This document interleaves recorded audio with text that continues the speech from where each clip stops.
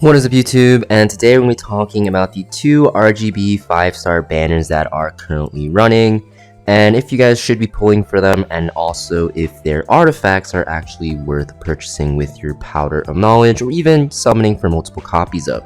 Now before we start this video though, we have a new RGB 5-star in Birgitta, I think that's how you pronounce her, and she is pretty much a Janua counter, so if you guys are struggling against Janua, you probably want to save for her. But that being said, we actually have one unit that is running currently that is super strong, which we'll start with here, and that is Roana. Now Roana, very powerful RGB 5-star unit. She's extremely strong because of the fact that her S2 will actually heal all of your allies, and also combat readiness push all your allies every time your allies take an extra attack, counter attack, or dual attack. And this heals pretty often. This also, we'll see our push you pretty often against Navy Captain Landies, Lone Crescent Bellonas, anything on counter set or Elbrus, right? So it's a very good passive to actually counter those units. In PvE, she's also one of the best units in the game. Extremely good for expeditions, extremely good for raid, also very good for KDs. If you guys are looking for a good KDs tank, Roana is probably the best, and she is very strong in adventure mode, and also in Ancient Inheritance when it comes out, she'll be very strong there as well.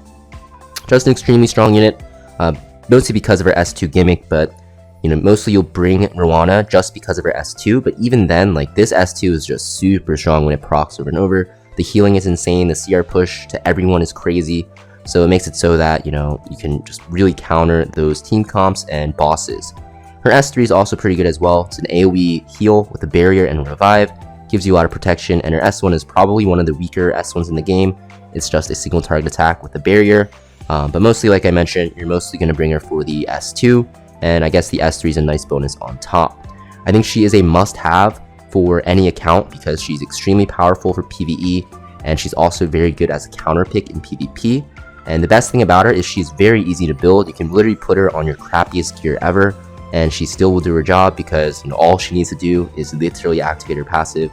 So you can literally put her on like super low speed and just full tank. You don't even need effect resist because even when she is CC'd, her S2 will proc, which is insane. So basically all you need on her is bulk, which makes her a very easy to build, beginner friendly, but super powerful unit. Now for artifact Touch of Reos, it's going to be that you heal all allies after getting attacked, only activates once per turn.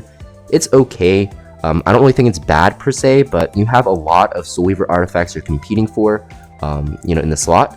And if we look here, right, just look at the 5 stars, Ocean Breeze Luca's artifact, very good. You also have Guardian Ice Crystals, probably the best Soul Weaver artifact, also the best on Roana.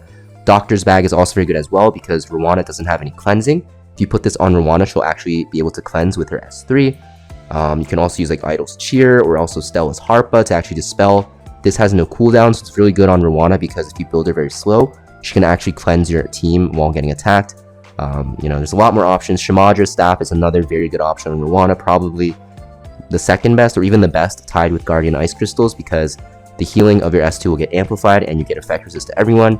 So because of that, I think Touch of Reos is pretty easy to skip, nothing too crazy, and there's a lot of competition for the Soul Weaver artifact slot, so I think it's not really worth it and it's not going to be used on that many units. Next we have Tywin, so I'm not going to talk about him too much. He's mainly like a defense breaker for AoE that has some cool gimmicks with his S2, and you can actually see that he's immune to stuns and sleeps, and if the backline unit gets hit by it, you actually use Commanding Shout, which is actually pretty nice in the current meta, but I think it's just way too gimmicky to use. He doesn't really have any mitigation for your team, and his S1 is pretty weak, and also his S3, although it's pretty strong with a defense break, it's hard to land because you're not going to really run him on a high effectiveness build. So yeah, I think this unit is a pretty easy skip, not really worth it.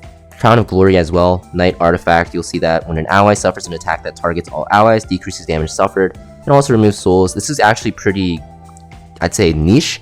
You can put this on like a Guild Wars defense unit and really surprise people, but even though it's niche, I don't think it's really worth going for because there's a lot more consistent Knight artifacts in the game, and I just don't really recommend spending 240 powder for a niche artifact. So yeah, that's pretty much it for this Shijupul video. The only thing you should really be going for is Roana, and honestly I think she'll probably be stronger than the new unit coming out. Even though the new unit looks really waifu and is a Janua counter, Roana has just way more flexible uses. Definitely a must-have unit. And as you guys can see, this is the Roana I use in PvE and PvP, which is kind of funny. And you'll see like she is literally on like dog water gear. Like I have her on this piece, which is pretty crappy, 82, level 75 piece, right? I have a chest piece, which is below average, but still usable.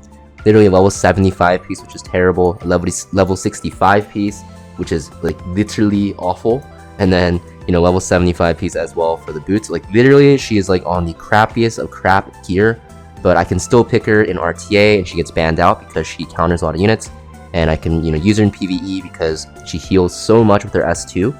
And, you know, I can pick her in Guild Wars offense because she heals enough just by being there and by being tanky, right? Even for Molagora, like my investment is super low. I don't even have the turn cooldown on an S3, and I don't even have this maxed out on her S2. Kind of recommend maxing out her S2 honestly, but I'm just trying to show you with even this little investment, you will be able to use her in so many areas of content, which makes her one of the best beginner-friendly units if you know what areas of content to bring her into. Pretty much it for this video though, guys. Let me know in the comments down below what you guys end up pulling for, and I'll see you guys next video.